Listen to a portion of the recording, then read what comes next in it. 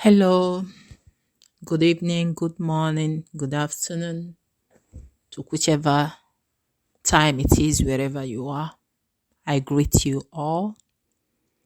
If you haven't subscribed to my channel, please press the subscribe button. It will notify you whenever I upload a broadcast. So, the topic for my broadcast today is single-handed building a church for God. So my take on single-handed building a church for God is this. Actually, building an ordinary house where one lives is hard. It's a hard task, even to the millionaires, not to talk about building a temple or a house of God. Churches are not ordinary buildings. They are extraordinary buildings, specially made and designed for God. There are so many extraordinary, important details taken into consideration when building a church or a house of God.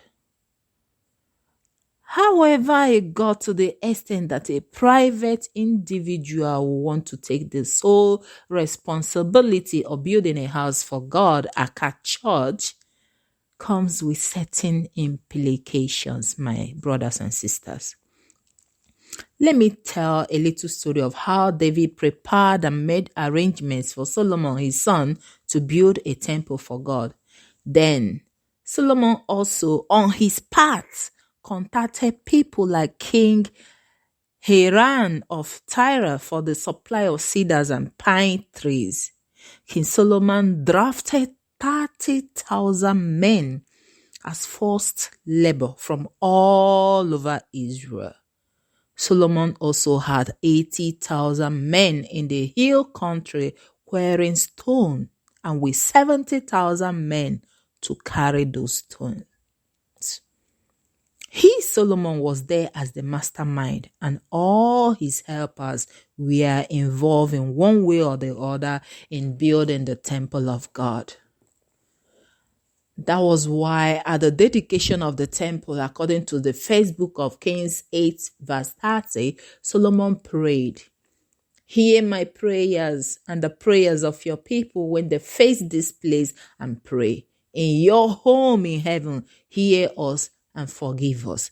That was the prayer of Solomon during the dedication of the temple.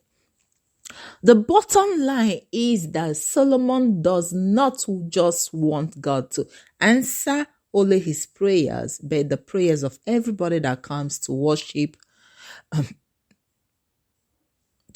God in the temple or pray at the temple. He did this prayer because people supported him to build the house of God without asking for pay. He was selfless and not selfish. So back to the topic, allowing one person to build a house where you go to worship God is not solely good. It's not really good. People should contribute, no matter how little it is. They should join hands together in building a house for God. But if you leave it for one person to build, he will be bountifully blessed by God spiritually. Every prayer you said in that house is suddenly built for God is on his account. Do you hear me, brothers and sisters? There are spiritual implications for such things when you leave a person to build a house for God. He shares in every blessings that comes your way as a result of the prayers you said in that house which he built for God. But if that person is a good Christian, he should say the kind of Solomon's prayer during the dedication or opening of the temple to give others spiritual access to the blessings attached, to the spiritual blessings attached to the house he built for God. God bless you and bless me too. That is it from me, Sister Philomena, the Weeping Prophet.